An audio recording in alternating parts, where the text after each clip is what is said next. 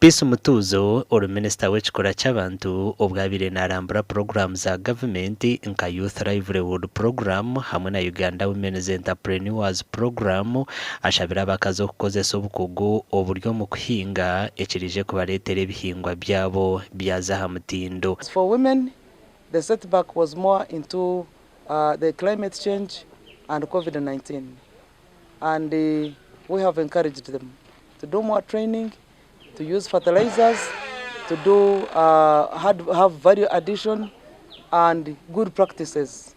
New practices on farming are part of the things that we have encouraged the women to do to ensure that they recover. Bamwe bagira ngo nangwa abatunjire sente bakatandika kuhinga umuceri kandi baganyirwe munonga. Season yo kubanza twasharura eka esho makumyana twatwangise eka ina. Budyo mwe twabagana magoba, budyo mwe yatandika ka business. Akwaka okutandika tone twaba tujya abakazi bumuka turi kugumumuka.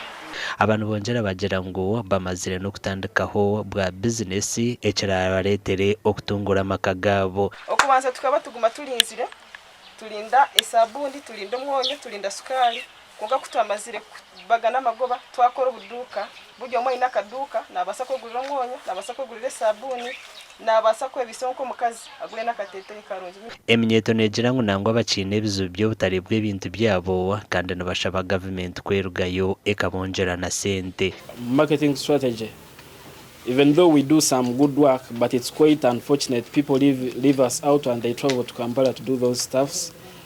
Leaving alone that, the money we are given, it couldn't purchase all the machines we needed there.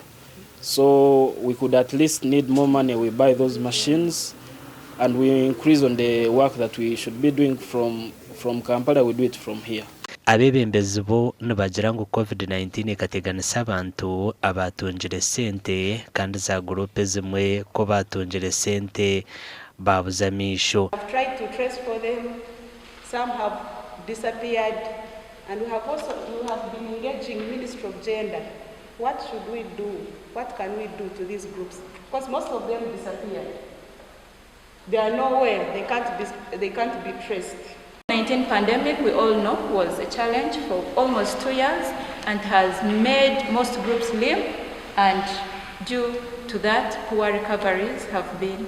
We see that harsh seasons, pests and diseases have also affected groups that ventured into agricultural related projects. Minister Mutuzo ajumirira abo bona abari kutunga sente bakazikozesa omu kutunga ebihandiko ebyo kutwara heri ya Uganda. The challenge we found among the youth, even the young women, is that when they get the money, some of them use it to process the transactions which enable them to go abroad. So that is when they will get passports, that is when they will get a visa, that is when they will secure money for some of them, also a ticket to run away and go abroad. So there is that disintegration of groups. Amakuru agagasha kwa Gilbert Muhanguzi.